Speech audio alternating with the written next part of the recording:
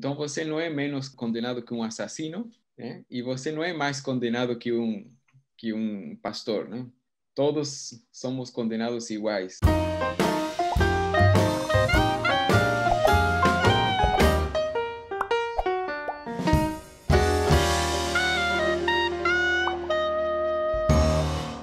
Olá, pessoal. Seja bem-vindo a mais um programa do canal Sopa de Pedras. Nós vamos falar hoje nesse episódio sobre condenados. Nós somos condenados porque nós nascemos de Adão e por isso nós temos essa condenação que nós trazemos de Adão, ou somos condenados porque nós cometemos pecados, nós somos desobedientes e por isso nós somos condenados. Por que é importante a gente falar sobre esse tema? Nós já falamos em outros episódios, mas nós queremos falar novamente sobre esse tema aqui, sobre condenados. Por que é tão importante nós falarmos sobre isso? Porque dependendo a linha de pensamento que nós seguimos, se nós somos condenados, porque nós nascemos de Adão e por isso nós recebemos uma condenação, ou B, nós cometemos pecados, somos desobedientes e por isso nós somos condenados. São duas hipóteses e nós precisamos saber qual que é a hipótese correta. A resposta comum é: nós somos condenados pelos nossos pecados.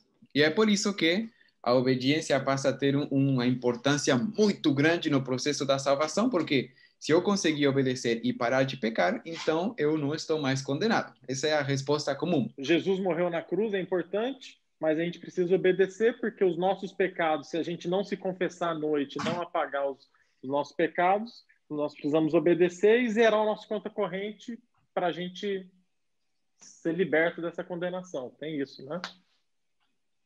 Xande, está apreensivo? Estou aprendendo. Já ouviram falar isso aí quando alguém falece num acidente? As pessoas falam assim: será que no último momento teve a oportunidade de pedir perdão? Já ouviram falar isso aí? Ele se arrependeu? É. Ou alguém vai dormir e fala assim: ou antes de dormir, você não sabe o que pode acontecer à noite, então antes de dormir, fica em paz com Deus. E ficar em paz com Deus significaria pedir perdão ou zerar a conta, né? Para poder dormir tranquilo. Ou então alguém falar assim: nossa, foi até bom que fulano de tal ele faleceu assim por uma doença que demorou, porque ele pôde se arrepender de tudo, né? Ele conseguiu no hospital, no ele se último arrependeu, momento ele pediu perdão, se converteu. pelos pecados. Pois é. Ou seja, esse jeito de pensar é as pessoas que pensam o seguinte: olha, você precisa de um salvador porque você é condição de condenar. Legal, peraí, sim. Ele não está nem ouvindo a gente, está tão ruim. A internet tá tão ruim. Assim... A minha não, é de vocês, está ruim, é de vocês três. Então, esse jeito de pensar, que é muito comum, é aquele jeito que fala o seguinte: olha, você precisa de um salvador porque você está condenado. Você está condenado por quê? Porque você comete pecados. Você faz um monte de coisa errada e esses pecados te condenam. Então, quando você vai até Jesus, se arrepende, pede perdão, ele limpa a sua conta. Então, quando você está sem pecados, você não está mais condenado. Agora, sempre que você comete o pecado de novo, você volta para a condição de condenado. E tem que correr para Cristo, pedir perdão para ele, né? Você não vai para o céu. Você vai ser condenado. A pessoa aceitou a Cristo, zerou a dívida dela, porque precisou de um Salvador, aí zerou. Só que ela está salva. A partir do momento que ela cometeu um pecado, aí de novo ela está condenada. E aí ela pede perdão, abandona o pecado, tem que abandonar e tal. Aí ela comete um outro pecado, aí ela volta ao estado de condenado de novo. E fica esse ciclo dela lutando com o pecado, porque enquanto ela não zerar o pecado, ela não está salva. Nessa forma, na verdade, o que acontece é o quê? A salvação, ela é por Cristo, mas ela depende de mim. Ela depende do meu esforço agora para eu continuar salvo, né? Tipo assim, eu for salvo, mas para mim continuar salvo, eu que tenho que me esforçar. Se torna eu peço força para Deus, né? E Deus me dá força para eu vencer o pecado. Porque se eu não vencer o pecado, eu continuo condenado. Porque eu sou condenado pela minha desobediência. Se torna uma salvação híbrida, né? É a graça com as obras, né? Vamos ver que a Bíblia fala sobre condenação. Romanos 5, 18 e 19. Consequentemente, assim como uma só transgressão resultou na condenação de todos os homens, de quem está falando aqui? De Adão. De Adão, né? Uma só transgressão resultou na condenação de todos os homens, assim também um só ato de justiça, agora está falando de Jesus, um só ato de justiça resultou na justificação que traz vida a todos os homens. Logo, assim como por meio da desobediência de um só homem muitos foram feitos pecadores, assim também por meio da obediência de um único homem muitos serão feitos justos. Tá claro, né? Opa! Só por esse texto aí que o Gabriel leu, nós não somos pecadores porque nós pecamos. Nós somos pecadores descendentes de Adão. Então, esse é um ponto importante, né? Isso. É um ponto forte, né? Falamos agora há pouco de uma linha que era nós somos condenados porque nós desobedecemos, e agora esse texto de Romanos está falando daquela outra linha. Nós somos condenados pelo pecado de um homem, todos são condenados, são desobedientes. Romanos 5,18. Então, são duas linhas aqui. Então, a condenação não vem por algo que eu faço ou deixo de fazer, mas é algo que vem de Adão para mim. E o fato de eu ser pecador não é por algo que eu faço ou deixo de fazer, é algo que vem para mim de Adão, né? E é interessante que tem um outro texto bíblico, né, que deixa claro que não é por algo que eu faço, que é em Salmos, capítulo 51, versículo 5. Lá está escrito assim: sei que sou pecador desde que nasci. Sim, desde que me concebeu minha mãe. Ou seja, ele bebê, sem fazer nenhum ato pecaminoso, porque um bebê não tem noção do que ele está fazendo, né?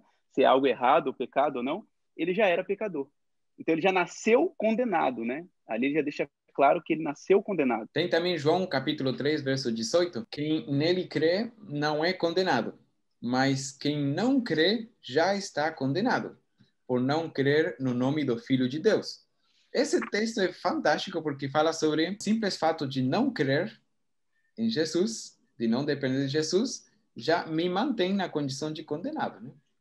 Agora, o simples fato de crer, se eu creio em Jesus, eu já saí da condenação. Esse verso não está falando aqui sobre obediência ou desobediência, está falando sobre crer.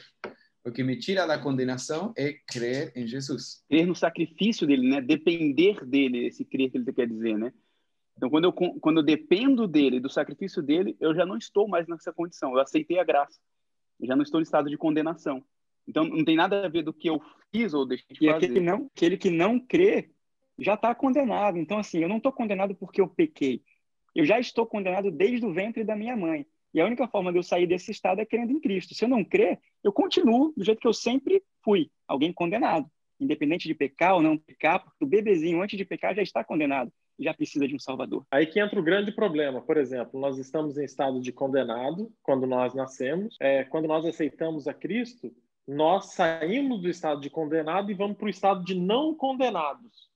E aí aparece a pessoa dizendo assim, você está agora em estado de não condenado, mas a partir do momento que você desobedece, você cai de novo para o estado. E é um problema isso. Então, se eu sou condenado porque eu nasci, eu não creio, eu deixo a condenação quando eu creio. Não é quando eu obedeço ou deixo de desobedecer. Isso seria tomar a obediência como uma força de preservação da graça, né? Da salvação. Se você está salvo, beleza, está salvo por Cristo, não pela sua obediência, você está salvo pela graça. Mas você tem que obedecer agora, porque se você desobedecer, você cai da graça. Se você desobedecer, você perde a salvação. É como se a obediência invalidasse a graça, a desobediência invalidasse a graça. Então, por isso que é tão importante entender que o nosso pecado não nos condena, porque nós já nascemos condenados, porque se nós pensarmos dessa forma, por isso que essas duas linhas que o Guilherme falou, né, de fato, quando eu escolher qual linha eu vou pensar, vou tomar para a minha vida, vai influenciar em todos os meus comportamentos e até mesmo na salvação. Porque a minha compreensão da salvação vai ser diferente. O maior de todos os perigos da gente imaginar que a gente é condenado pelos nossos pecados é eu colocar na minha cabeça que a pessoa que peca mais é mais condenada do que a pessoa que, aos meus olhos, né, peca menos.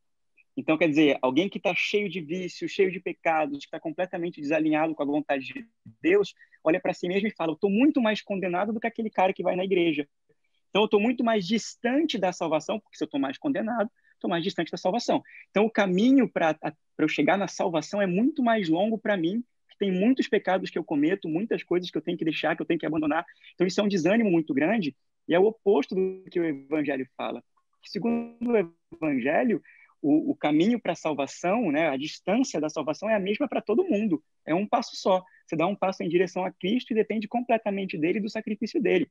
Não tem esse papo de antes eu tenho que acabar com os meus pecados porque são eles que me condenam, não. Então você não é menos condenado que um assassino, né? E você não é mais condenado que um pastor, né?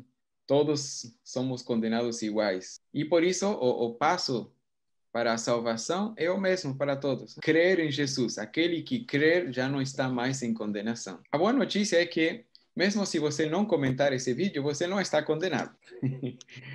Mas gostaríamos muito de você ter a sua participação comentando, curtindo, espalhando essa mensagem. Você sabe que aqui você pode discordar e nós gostaríamos de poder ouvir também a sua opinião sobre esse assunto. Obrigado por assistir mais um vídeo com a gente.